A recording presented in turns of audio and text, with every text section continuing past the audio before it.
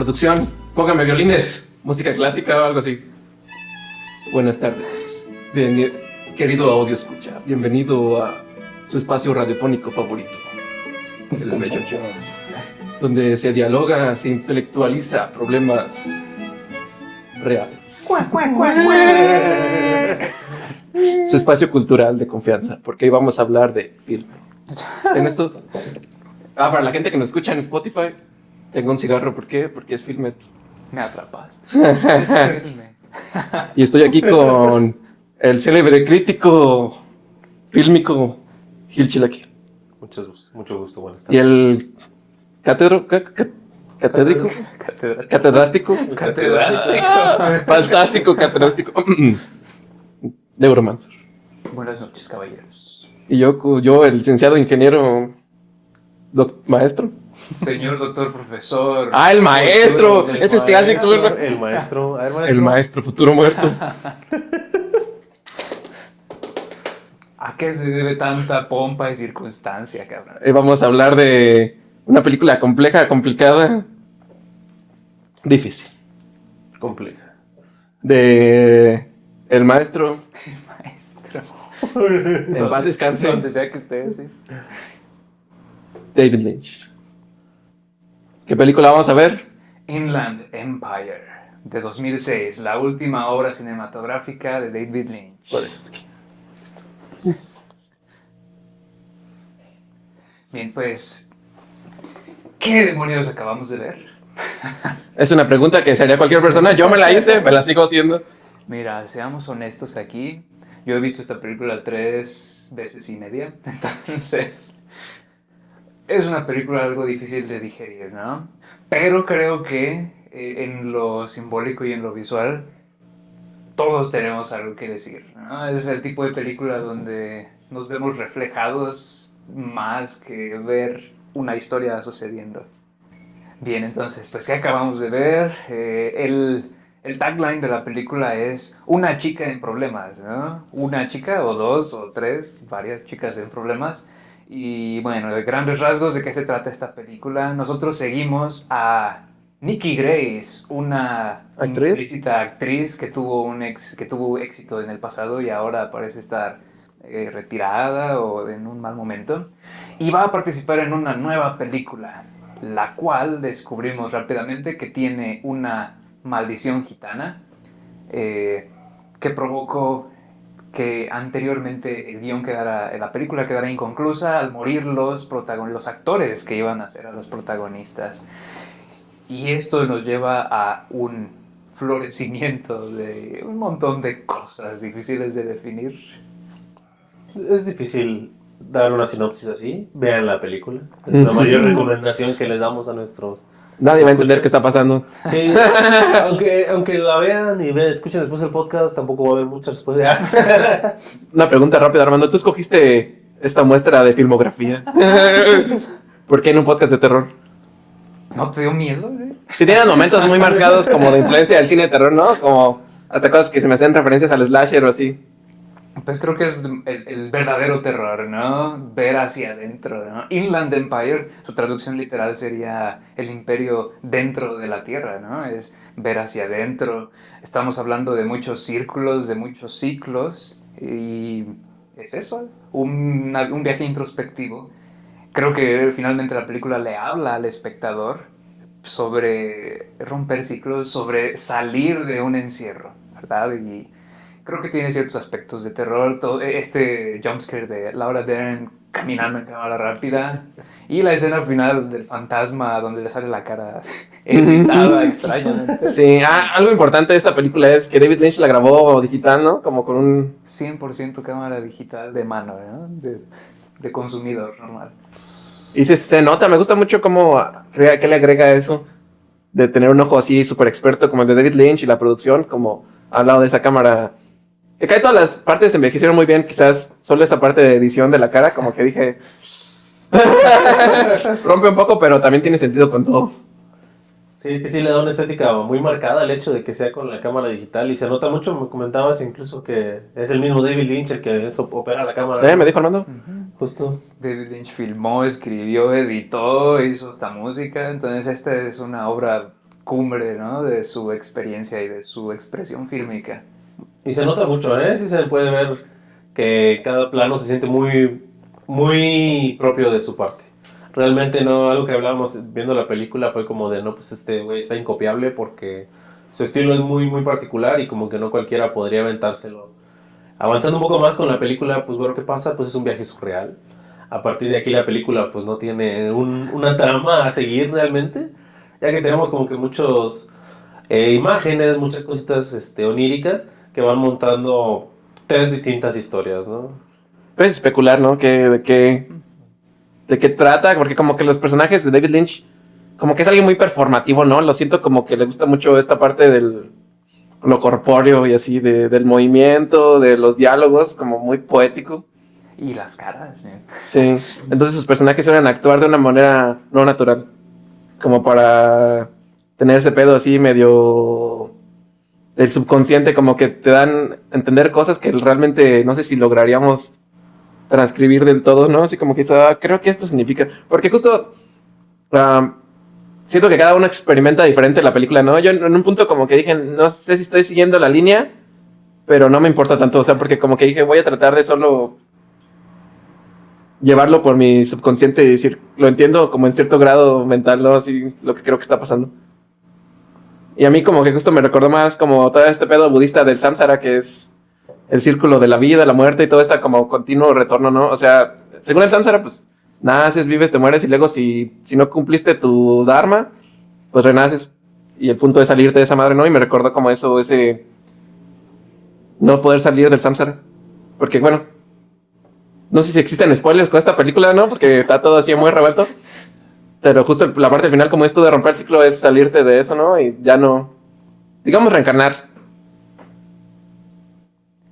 Crear algo nuevo, ¿no? Uh-huh. Pero desde el inicio creo que la película nos desorienta un poco, porque después de los títulos de estudios y esto, lo primero inmediatamente es el encendido de un proyector, ¿no? De un proyector de cine.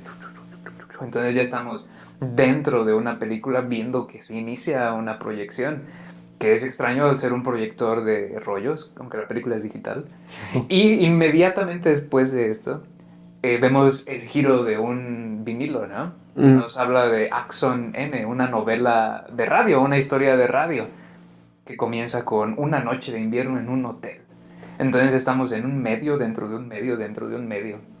Y curioso, que tiene los círculos que tienen un radio, ¿no? Entonces hay ciertas conexiones subconscientes en el lenguaje aquí, ¿no? Círculos, radios, radio, ondas de radio. Sí, porque Lynch era como alguien muy espiritual a su manera, ¿no? O sea, como de una especie de magia o algo así, como esa interconexión espiritual es como lo que le gusta, ¿no? Como... Sí se siente mucho como que realmente no busca que fuera una historia interpretable del todo, sino que hablara por el subconsciente, que dijeras tú, creo que es esto, esos arquetipos como quizás me hacen pensar en esto y así. Entonces, yo nada más la he visto una vez, pero imagino que cada vez que la ves la reinterpretas un poco diferente. Sí, justo, tiene un lenguaje muy... Pues rompe muchos esquemas, ¿no? Realmente se mantiene muy lejos de lo que estamos... Pues de la narrativa, de lo que realmente comprendemos, así como de, a ver, personajes, historia, estos son los lugares donde se desarrolla. Y en cambio esta película, pues no, de repente empieza a solapar, no solapar, perdón, ¿cómo se le dice esto? Cuando se juntan dos partes al mismo tiempo. Yuxtaponer, una yuxtaposición acerca de las tres historias que vamos viendo, ¿no? Y como en momentos tienes que percibir, y por pura sensación, por puro qué te está transmitiendo, tienes que saber en qué momento estás, en qué momento sucedió este punto de la historia, ¿no? Algo que tiene mucho, bueno, combinado con unos buenos números musicales, es que justo este lado de la sensación, más allá de lo que estás viendo, es más lo que te transmite, ¿no? Realmente muchas veces a veces tenemos que ver como que las películas podrían entenderse sin el sonido, ¿no? Para que podamos ser muy visuales. Y en este caso, pues la película sí tiene esa atmósfera, se le va sumando mucho a que se forme una vibra, por así decirlo, o más para que cada quien, como lo vaya viendo la película, pues lo vaya interpretando. Porque, por ejemplo, algo que nos pasó, que a Futuro Muerto yo la vimos juntos. Comiendo pizza. Bien abrazaditos. Como me dicen los fanfic. Pues fue justo como que cada quien de repente veía cositas que nos marcaban más, ¿no? Que era A mí me pasó de repente el plot del circo, fue como que algo que yo noté más y dije, oh, vaya, está yendo por este lado. En cambio, pues, Sí, yo como que agarré más el pedo de la misoginia, ¿no? Y como la violencia sistemática. Como que dije, sí, puedo ver cómo esta violencia se hereda y se continúa, ¿no? Y todo ese pedo del ciclo. Bueno, yo siento que yo me fui más un poco también por las imágenes. Porque justo estaba reflexionando pensamientos de señor antiguo, de decir, está cagado que en este presente donde se construyen tantas imágenes, se fabrican tantas imágenes, de repente son tan banales, ¿no? O sea, como que dices, pues vi ese TikTok, pero no lo recuerdo. Y justo al contrario, David Lynch construye esas imágenes que no importan las palabras del todo, ¿no? Ni importa entenderlas, como experimentarlas, llevar así el flujo, solo subirte y sentirlas, o sea, como que te da unas cosas que no puedes expresar del todo, ¿no? Es como... Sí, o sea, a mí me daba la sensación de decir, no sé qué estoy viendo, pero sé que estoy viendo algo trascendental, como en muchos momentos de la cámara. sí, realmente siente, o sea, no hay como ese hilo conductor que realmente veamos fácil en películas, ¿no? Que personaje A va al lugar B. No, en este lado sí es más como de me dejo llevar y realmente hasta que no experimentas la película al 100 no la entiendes porque si no, si estás todo el rato buscándole la lógica o buscándole el qué está pasando, ese personaje era esto, no, simplemente tienes que ver cada escena y dejarte llevar con ellas. Porque, pues al final de cuentas sí hay un hilo conductor, pero es un hilo conductor que solo David Lynch entiende al 100. Sí, porque justo lo combina con una miniserie que tenía David Lynch. ¿Esa era como en línea o qué? Rabbids se transmitió originalmente como episodios en su página web. Sí, ¿no? Ajá, y Rabbids tiene momentos protagónicos en esta película. Que es su sitcom, digamos, es un sitcom, pero como surreal, es como medio poético, o sea... porque justo también esta película siento que en muchos momentos busca como hacer una parodia de la televisión. O sea, porque es como una película de una película y como la visualidad y todo eso como que de repente parece un reality. O algo así, como no sé qué tanto David Lynch en ese momento trataba de imitar eso y el internet temprano y todo eso, como que se siente... Sí tiene muchas capas realmente la película, ¿no? Cuando piensas... Sobre todo cuando llegas al final, porque yo en un punto ahí decía, ya sé de qué va. Y de repente no. Y lo que pasa es que sí toca muchas capas que llegan algunas a un punto y otras a otra, que te da varias interpretaciones. Sí, creo que hay muchos niveles donde podemos verla, ¿no? Como decías sobre esto de la violencia machista de los ciclos, me parece que cuando se centra en Hollywood y en la cultura de Hollywood, California, es muy marcado esto, ¿no? Cuando hacemos este primer corte y nos sale el letrero, las letras de Hollywood, con un sonido de fondo así perturbador, ya nos muestra, ¿no? Esto que está dejando esta idea, esta noción, esta imagen de que algo está sucediendo, de que algo se cuece bajo la superficie. Lo verdadero nocivo no se ve, ¿no? En las escenas de la entrevista, todo está centrado en el escándalo, en el romance, ¿no? En que Nikki Grace es la posible amante de Billy, ¿no? Uh-huh. Curiosamente, cuando muere el personaje de Sue al final de la filmación, vomita sobre una de las estrellas del Paseo de la Fama, ¿no? En este momento de su carrera, David Lynch sostenía que el cine era un dinosaurio, que ya era viejo y que tenía que cambiar, ¿no? Por eso eligió utilizar la cámara digital para tener más control y ya estaba incursionando en hacer música, en hacer animaciones, incluso tenía por ahí planeado sacar algún videojuego que no se concretó su plan. Que fíjate, cuando lo estaba viendo me acordaba de lo que decía Tarantino, ¿no? O sea, sobreponiéndolo, o a lo mejor a Scorsese, que esos vatos cayeron más en el de, no, solo se puede ver el cine en cine, pinches teléfonos, así, no, yo te estaba diciendo, si David Lynch no se agüitó, siguió produciendo, siguió...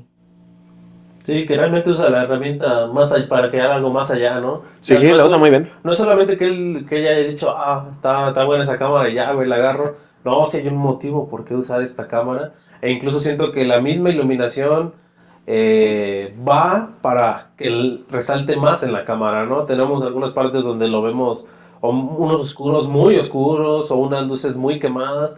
Y pues va haciendo estos encuadres también muy cerca, unos close-up muy extremos, que le van haciendo un enfoque muy claro de que la cámara era más el medio que ocupaba, Sí, que no podía lograr eso con una camarota de cine, ¿no? Ajá, y que incluso hay una toma donde se ve la cámara de cine, ¿no? Y sí sientes ese contraste, ¿no? De ver un pinche camarota, Cuando viste que esta cámara estuvo moviéndose en todos lados y que estuvo muy cerca de todos los actores, y que incluso tiene mucho ese movimiento, ese cámara en mano, ¿no? Que hay mucho cámara en mano que claramente dicen, no, pues esto sí está así a propósito, ese viejo sabía por qué moverse ahí, ¿no? O tal vez no lo sabía, ¿no? Porque resulta que cuando inicia la filmación, Lynch no tenía escrito el guión, ¿no? O sea, ¿No? tenía ideas principales Vaya. y empezó a improvisarlo. Entonces es célebre estas entrevistas donde le preguntan a Laura Dern, ¿de qué se trata? Y dice, no tengo idea. Fíjate que se nota como en la manera en que actúan, como que David Lynch les iba diciendo qué hacer. Y hay tomas donde yo no sé si los personajes estaban en el mismo cuarto y se contestan eso, me gusta. Porque justo le decía a Gil que siento que parte de lo que hace más difícil entender la historia es que todo está muy cerca. La cámara, pero también el guión, o sea, todos son pequeños fragmentos y de repente se va haciendo hacia afuera y como que eso juega con tu perspectiva. Porque, o sea, supone que está esta maldición de la película, ¿no? Y ella también empieza a perder como la sensación de realidad, o sea, como ya no sé, ella misma no sabe en qué momento es el personaje de la película y en qué momento está viviendo su vida, ¿no? Porque hasta le dice, esto sonó como algo que hubiera sido en la película. Y como que tú mismo ya no sabes en qué momento es la actriz y en qué momento es el personaje. Y es como esa parte, porque son como esas dos realidades, ¿no? La actriz, el personaje y una personaje como en Polonia o algo así. La raíz de la maldición. Sí, la raíz de ¿no? la... Creo que es un momento para hablar de las 3 historias que decías, Gil. Sí, justo, ¿no? La tercera pues sería, yo entendí. Lo que yo entendí fue que la maldición, ¿no? De donde surge la primera... La historia, pues, de donde surge la historia original del guión, es de esta historia donde, pues, se secuestraron a la chica, ¿no? Y pues hubo esa baja y de ahí surge esa maldición que se va pasando, ¿no? Que por eso... Sí, ¿no? ¿Quién sabe? Bueno, era la historia de la infidelidad, ¿no? Esta mujer, la chica perdida, le era infiel a su esposo abusivo con otro hombre que era esposo de una mujer infértil. Y lo más cercano que tenemos a un antagonista en esta película, Crimp, el fantasma, el hipnotista, mata a... Bueno, no lo sabemos con certeza, ¿no? Nunca vemos quién mata a quién, pero termina con la muerte de los dos... de la otra matrimonio, ¿no? En la aventura. Y ahí presumiblemente surge la maldición, ¿no? Porque es el único personaje que trasciende todas las barreras temporales. Vemos por quién se murió en esta película. Silencio. Y luego está este presente, donde parece repetirse algunas cosas, ¿no? Así como moralmente cuestionable en teoría, pues, o sea, sobre este pedo de la aventura, porque empieza a tener como... No se entiende si es como el guión, esa maldición que hace que ella repita cosas, ¿no? Porque antes de actuar en la película, como que se entiende que ella le vale ver que ese vato, ¿no? Uh-huh. Y después empieza a repetir de alguna forma esa idea de tener su aventura, y su esposo como que también empieza a actuar así. La incorporación del esposo es algo muy curioso, porque el personaje dentro de la película de On High in Blue Tomorrows es Smithy, ¿eh? el esposo de Sue. Y hacen hincapié en una parte, cuando están entrevistando al director, ¿quién va a interpretar a Smithy? ¿Quién va a interpretar a Smithy? ¿No? Como que es una pregunta que está haciendo todo el mundo. Y nunca lo sabemos. Pero cuando empezamos a sumergirnos en la historia de la película, cuando ya no podemos distinguir la vida de Nikki, la actriz, y de Sue, el personaje, casualmente Smithy, el esposo, es interpretado por la misma persona que hace al esposo de Nikki de la vida real. Sí, eso es lo que hace confuso saber en qué momento ella es el personaje y en qué momento es la película. Aunque el sujeto no debería tener nada que ver con un estudio de cine, ¿no? Sí. Dijeron que alguien poderoso o algo así, ¿no? Uh-huh. Y justo se preguntan por nuestro prop de la semana. Es un destornillador lleno de sangre. Lo entenderán, vean la película. Es algo importante. Y si ya lo han visto, sabrán por qué. Sí, es parte importante del clímax y ese momento donde uno dice, sé de qué trata la película, y después dice, no sabes. No. Sí, yo la estaba viendo y dije, ya, sí, claro, ya se va a terminar. Siempre lo supe. De repente fue como, no, bueno, quién sabe. Y pues sí, es que justo es difícil saberlo, hasta que no ves todos estos patrones que se están repitiendo, ¿no? Si no fuera por la repetición, a lo mejor mucha gente se perdería más, ¿no? Hay ciertos elementos que vamos viendo en cada una de las historias, ciertos diálogos, ciertas menciones a números, a las horas en específico, que se van sobreponiendo en cada una de las historias, ¿no?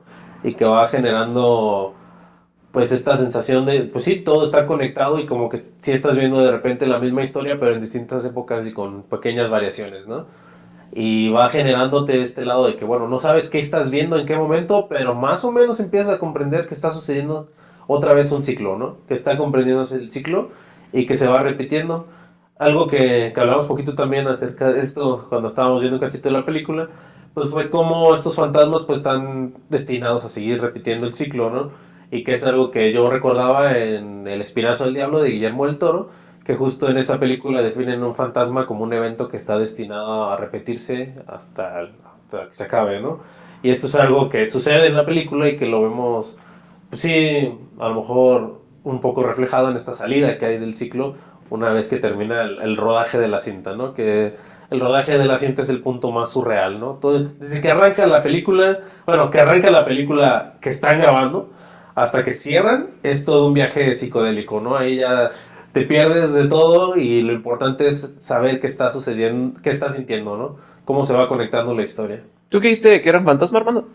Fantasma, en el psicoanálisis lacaniano se le llama fantasma a una fantasía, ¿no? A este deseo que surge inconscientemente y que se repite y vuelve a aparecer y vuelve a aparecer. Es un espectro, ¿no? Una aparición, un fantasma, Que es el ciclo, pues, un ciclo. el continuo retorno.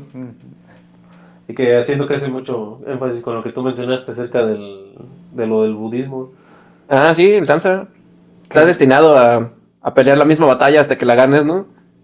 Que David Lynch ha mostrado también simpatía hacia el samsara y bueno, hacia el budismo en general en otros medios, ¿no? En Twin Peaks, la serie toma un papel, no diría que central, pero una parte importante, ¿no? Esta cuestión de la ideología, de la filosofía del budismo, ¿verdad?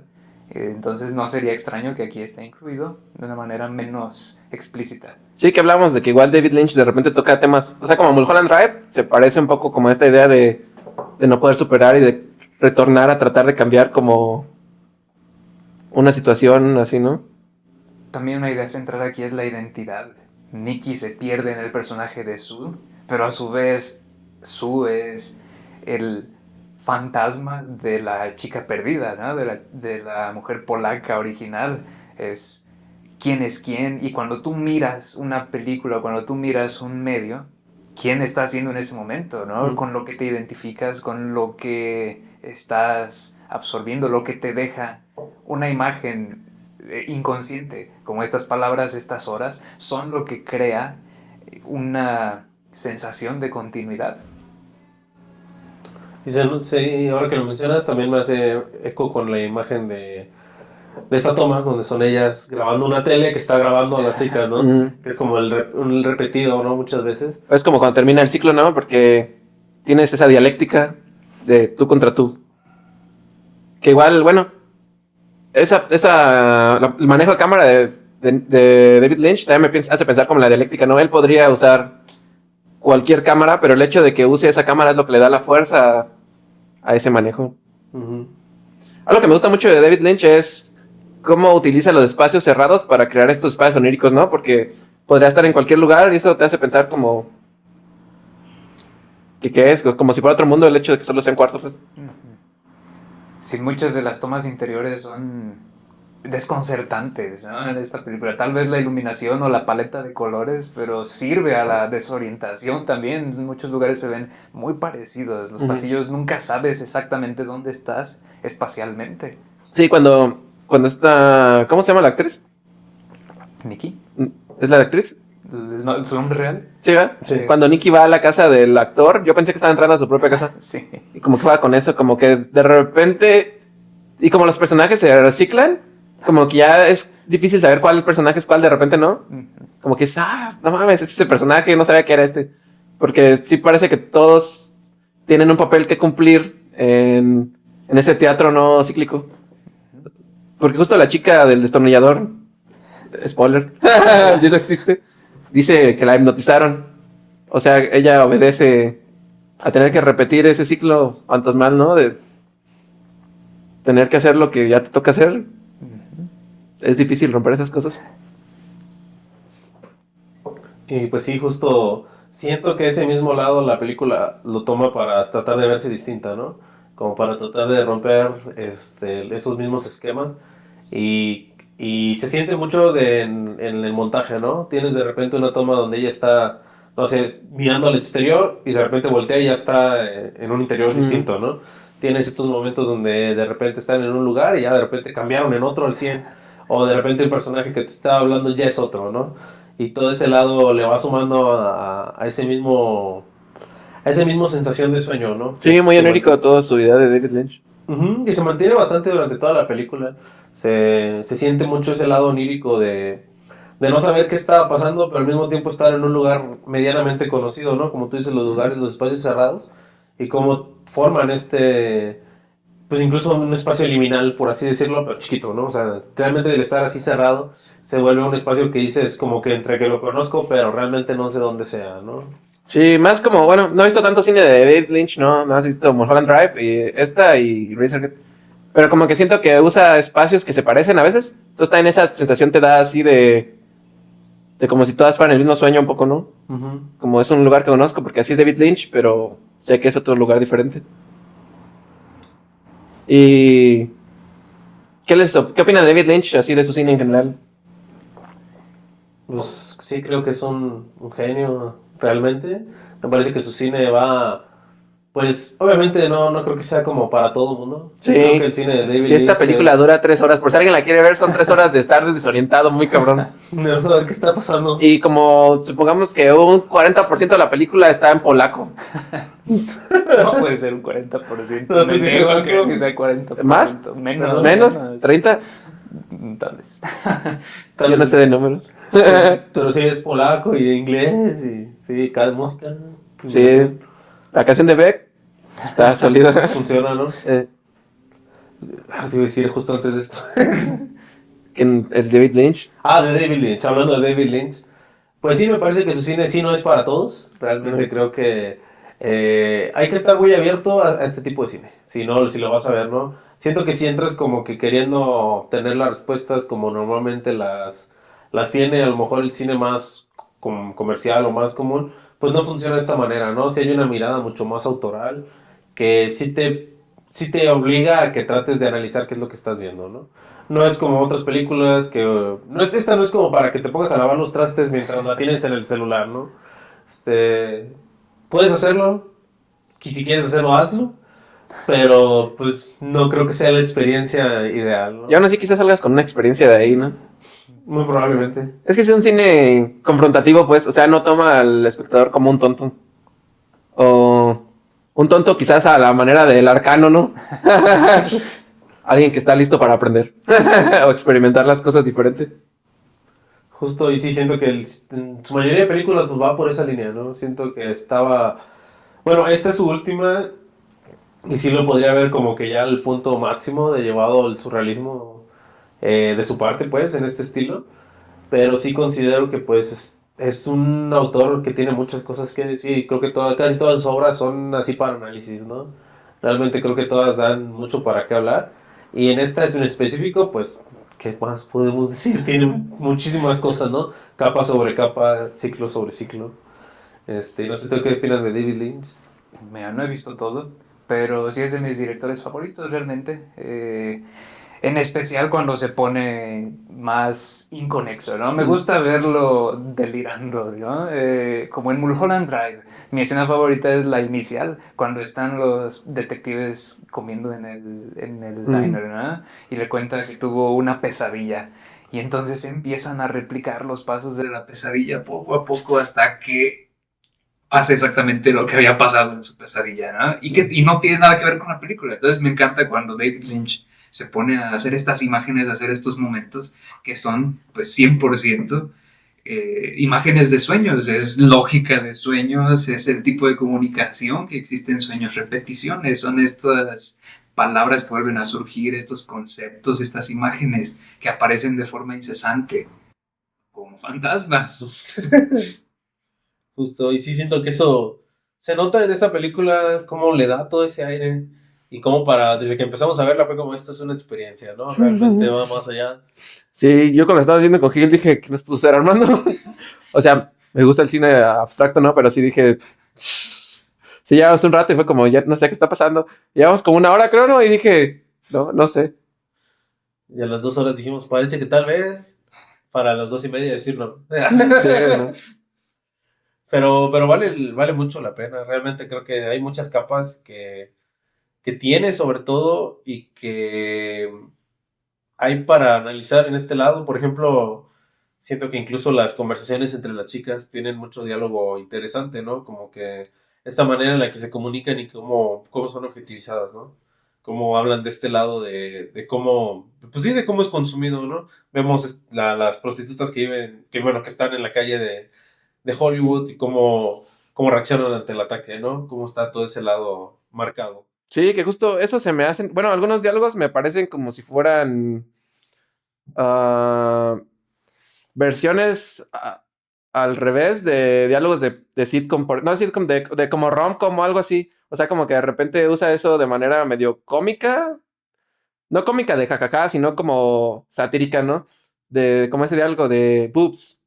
Y así, ¿no? Que es como que se burla pues de la manera en que utilizan luego a las mujeres en las películas de rom como eso. Sí, tiene algunos momentos que me recuerda a eso como entre las...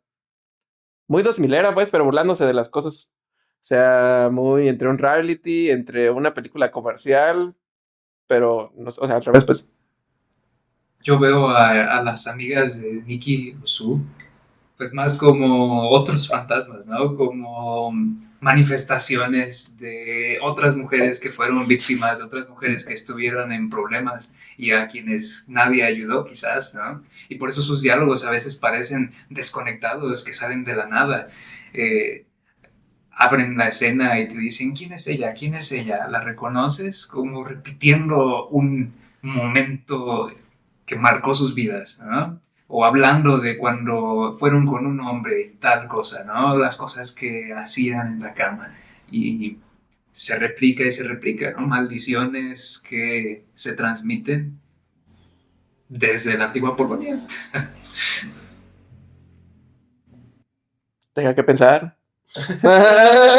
O sea, creo que es importante que el cine, si no bien todo el cine, porque tampoco juzgo a la gente que a veces tú necesitas algo que nada más te desconecte, ¿no? Está bien, pero creo que el arte sí tiene que ser confrontativo a veces, o sea, tiene que existir el cine confrontativo, porque si no, no existe este crecimiento, ¿no? Este raciocinio como de justo la dialéctica interna, ¿no? De ser confrontado por ti mismo y por el medio para cambiar tu postura. Ujú. Sí, justo porque es una película que te reta a que comprendas el cine de una manera diferente al que estás acostumbrado, ¿no? Realmente es más sensorial y pues tienes que entender lo que pasa a través de las sensaciones que te busca, ¿no? Como un sueño, realmente. Porque pues muchas veces los sueños no tienen sentido hasta que te despiertas, ¿no? Y pasa así similar aquí. Aquí también se mantiene bastante onírico todo, pero después, al final también, obviamente, pero hay un punto donde sí empiezas a entender un poco más claro qué es lo que pasó, ¿no? Pues creas tu propia pensamiento, que eso no, o sea, creo que por ejemplo el cine comercial actual, que digamos Netflix o así, que están como repitiéndote el plot, que dices, te volteaste, bueno, lo que pasa es esto y esto. No, esta película deja que tú puedas generar tu postura sobre qué pasó, ¿no? Que es algo que tendría que ser el arte, ¿no? Pero entiendo que no es para todos, justo no es para todos. Sí, no creo que eso sea malo, simplemente no es para todos, pero pues sí, sí es una película a lo mejor pesada por ese lado, ¿no? Porque sí tienes que estar muy abierto a saber qué te transmite y qué es lo que sientes, ¿no? Y pues de hecho nosotros que la vimos juntos, pues sí fue esa experiencia, ¿no? De decir, vaya, qué loco, porque esto está complejo, es bueno que lo podamos estar ahí hablando en ese ratito porque sí estaba... Sí, es una buena experiencia, pero sí, no, es que a mucha gente no le gusta ser confrontada. Hay que estar preparados para decir estaba equivocado a veces. Justo. ¿Algún otro facto que tengas aquí? Terapia con el meyoyo. La escena de créditos. Ah, es una buena Hay escena. una entrevista con Laura Dern, ¿no? Cuando estaba hablando de qué se trata la película. Y que incluso después de que fue a verla y salió, dijo que todavía no sabía de qué se trataba. Pero resulta que en esta escena de créditos, ¿no? Que un día estaba en el estudio y escuchó a David Lynch decir, quiero que me traigan un vaquero, digo, un leñador, una chica sin una pierna y un mono. Justo si piensas cómo será trabajar con David Lynch como actor. Y a media hora estaban filmando con un leñador, una chica sin una pierna y un mono. ¿Lo encontraron rápido? Puro bueno. Y lo que la producción, que ya había trabajado con David Lynch, le dijo fue, estás en una película de David Lynch, disfruta el viaje. Yeah. Sí, yo también lo pienso porque luego usa actores acá reconocidos, ¿no? Y sí es como, ¿qué pensarán de...? Porque sí se nota más como el trabajo, digo, performativo, ¿no? Así, más actoral, como de ejercicios... me recuerda como la poesía Fluxus y esas cosas, ¿no? O sea, como más sobre el cuerpo, separado de... Ajá. Sí, pues son actuaciones mucho más corporales, ¿no? Tienen los gestos mucho más marcados, tienen... Incluso la manera en la que hablan es distinto a lo como hablan los humanos normalmente, ¿no? Así que sí tiene un lado muy, muy performativo todo, ¿no? Sí, pues tienes que ser un buen actor también para expresar eso que sea que... Y que David Lynch, ajá, que menciona. Sí, porque pues hay muchas películas que lo intentan y que no lo logran, ¿no? Que se ve sobreactuado, que se ve fuera de lugar. Y es difícil donde darle ese punto al surrealismo para que se vea, para que se mantenga de esa manera, ¿no? ¿Cuántos melloyos? ¿Cuántos millones le ponen? ¿Cuántos melloyes de multidimensión desconocido? Así como le pongo 6 patos de 3 días. Sí, pues justo siento que es un reto ver esta película, pero pues yo considero igual que es muy buena y que tiene mucho análisis para muchas cosas. Tiene muchas capas y por eso siento que pues sí se gana también sus 4 y medio melloyos probablemente. Que siento que yo no he visto tanto David Lynch, pero siento que es la película de David Lynch que sentí más enredada. Sí. Sí, se siente así, Sí. más revueltotota. Ajá, porque bueno, y Razorhead sí la entiendo. Es sobre que te da miedo tener hijos. ¿A quién no?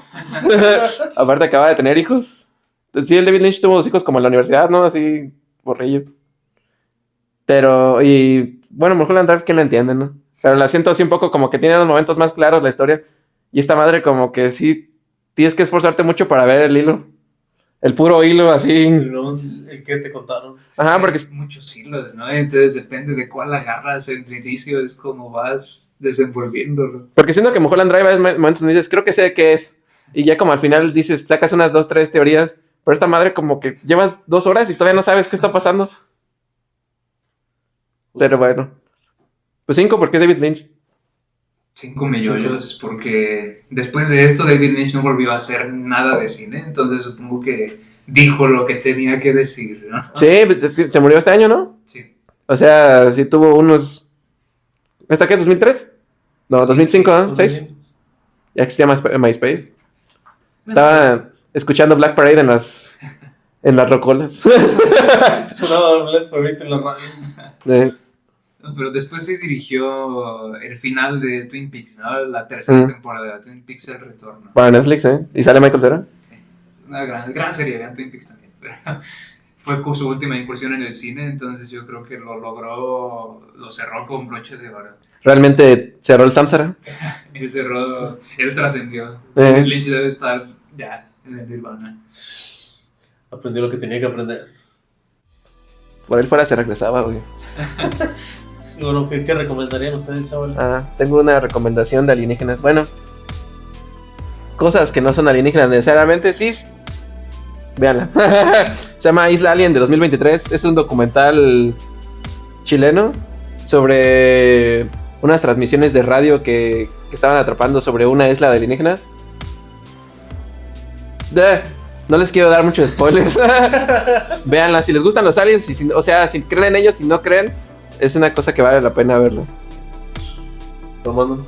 Mi recomendación para esta ocasión es Las tres coronas del marinero, de Raúl Ruiz, 1983. Es un director chileno que fue a Francia exiliado durante la dictadura y ahí es donde produjo todas sus películas que son conocidas.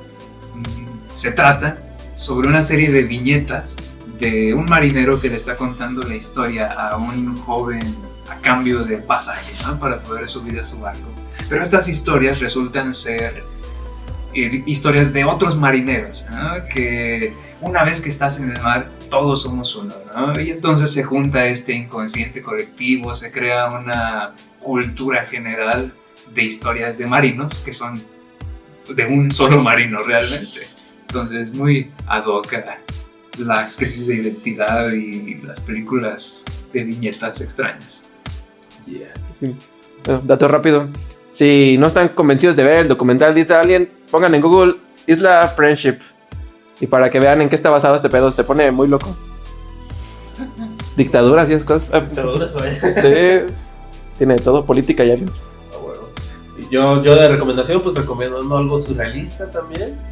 Yo recomendaría, estoy pensando en el final, o en inglés, I'm Thinking About Ending Things, que es una película de Charlie Kaufman, está en Netflix, y pues trata de una chica que se dirige a casa de los papás de su novio, y pues está pensando en terminar con él. Es un viaje surreal, realmente decirles que trata de eso, no trata de eso, es un viaje muy distinto, porque pues la película también, muy similar a este tipo de cine, nunca entiendes qué está pasando, nunca entiendes qué están siendo los personajes, pero lo vas sintiendo. Y siento que se va logrando. Si bien el final no me gusta tanto, es una película que les recomiendo bastante. Bueno. ¿Quieren platicar más? Le pregunto a la gente detrás de la cámara, ¿cómo están? ¿Qué tal su día? ¿Esos trastes están quedando bien limpios? ¿Qué tal el trabajo? Es feliz. Ah, esa no se pregunta, Armando. Hay que ser confrontativos. Hay que Sí. ser confrontativo. Si están usando esto para quedarse dormidos en clases, sigan así. Están aprendiendo más. Sonidos del mar. Ballenas. Y gaviota. Bueno, pues ahí nos vemos para el siguiente. Nos vemos. Bye bye. Paz.